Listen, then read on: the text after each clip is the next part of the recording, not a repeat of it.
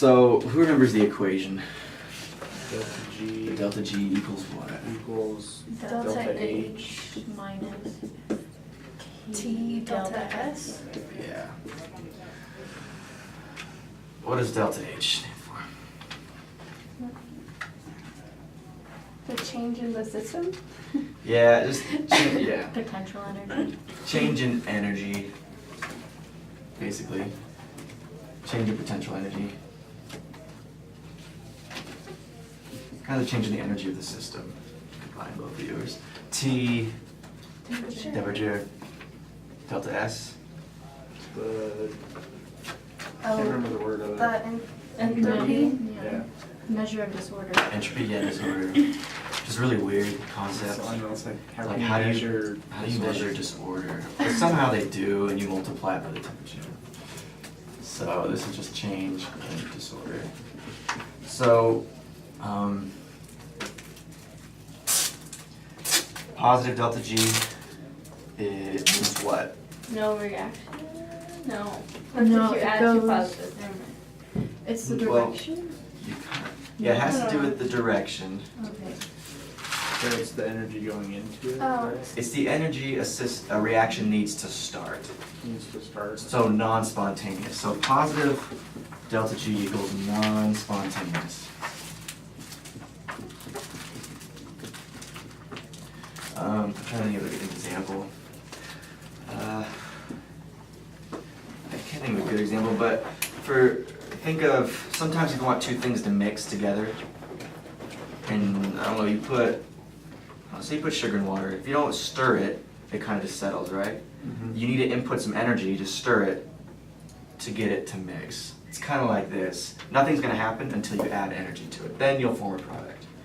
So if it's negative delta G equals spontaneous. So it's just going to happen without you doing anything to it. Is this making sense so Is that why far? if you add two positives, it doesn't equal a reaction? Because Yeah. there's no energy in it. Exactly. Okay. Now, if you had two reactions that had positive delta G in a beaker and you heated them up, then something would happen because that's gonna eventually that would lower the delta G till it went negative, and then it would happen. Alright. But what if you put these two together? It's in- gonna favor the negative. Favor the negative, and if this had a negative delta G that was large enough, it would also provide energy for this one to start.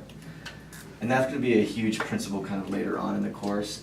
Your body does this all the time. You break something down, releases energy, which drives another positive delta G reaction, which releases energy that drives another So positive. basically just feeds off of the energy given off of other Yeah. things. Mhm. Okay. Exactly. Domino effect.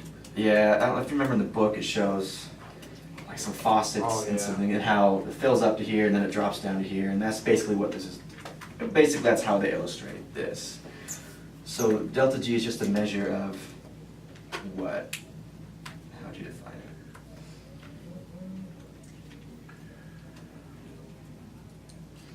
it? The changes in energy, the energy needed to do reaction. Yeah, yeah. So yeah, it's the change in energy, but the energy either leaving the system or entering the system. Okay. So any questions about what we've talked about? So it's that easy. Pretty much. Isn't it way more complicated when in class and in the book? Yeah.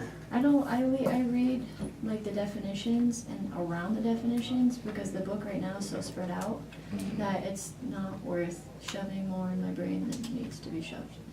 Don't shove more than needs to be shoved. Good idea. Yeah.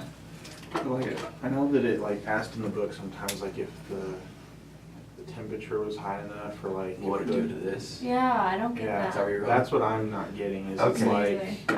it's like they want you to just look at it and they're like, well, you have a negative delta H, so what's the negative, what's the G gonna do? Easiest way is to think of it in this equation. So one of them I remember asked, if you raise the temperature, is that going to make delta G more positive or negative?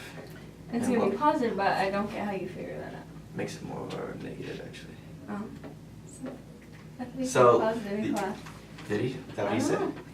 Well, because he said, I have it down as positive. like the book says that delta H, in order for delta G to be negative, delta H has to be negative, or delta This has to be larger than S this. has to be positive. Mhm. And so he said that Yeah, if it's becoming less positive for delta S, then delta G is gonna be less negative. this is becoming less Oh. positive, as in more Yeah, negative. as in the And this is gonna be temperature drops. more positive. Yeah. This is gonna be more Yeah. positive. So, So, okay, That's how that's It's- positive, because that's So- negative. let me try to explain it this way. Let's just assign numbers to it just so you can see how the equation works, okay? Say this value is 5. I don't really know what it is, I'm just making that up. Value for the temperature is 3 and delta S, let's just say it's 1. This doesn't matter. So what is this? Right, just doing this, what's the delta G gonna be? 2. 2. Okay. What if we increase the temperature to 6? And that is the delta G gonna be what? -1. So you increase the temperature, delta G is gonna go more negative. If you lower the temperature though, then Oh. it's more positive. Yeah, right? you see, because if you Okay, lower it, that's then the- it's gonna be a 1, and it would be 4. Okay. So that's the relationship, and I remember, it's not too bad, but I remember when I was doing it, I didn't get that. It's math, because when you multiply a negative, and you subtract it, It's negative. more Yeah. negative, yeah. Yeah. Math terms, that's what. Yeah, it's kind of So when the funky. temperature goes up, delta G goes down. And you see why that makes Yeah. sense? Because, Because it's like, it's, It's kind of like a number I don't line. know. And then when you have a -6 and a positive 5, the -6 is bigger than the 5. Because mhm. -6 plus 5 is -1. Yes. And why would increasing the temperature, not mathematically, but just thinking conceptually, why would increasing the temperature lower the delta G? Because it doesn't need as much energy. Temperature Yeah. is energy, Yeah. isn't it? Because the molecules Yeah. are already moving around more with temperature. A reaction will only occur once it gets to a negative delta G. As you increase the temperature, it gets closer and closer to negative delta G. Make sense? Okay. What else? So what about the H, like the delta H? Like, how does that affect the delta G? Say this is 3 and this is 5. Our delta G is going to be 2. Now what if we made this 7 and 3? We increased the enthalpy. So the higher you increase it, the more positive it will be. It's also going to increase the delta G. Yeah. Whenever I come with those questions, just think like this. So just plug Plug in in numbers and just basically it raise it works. and then compare it, yeah, and see what happens. Okay. That's what I did That'll and it work. worked. Yeah.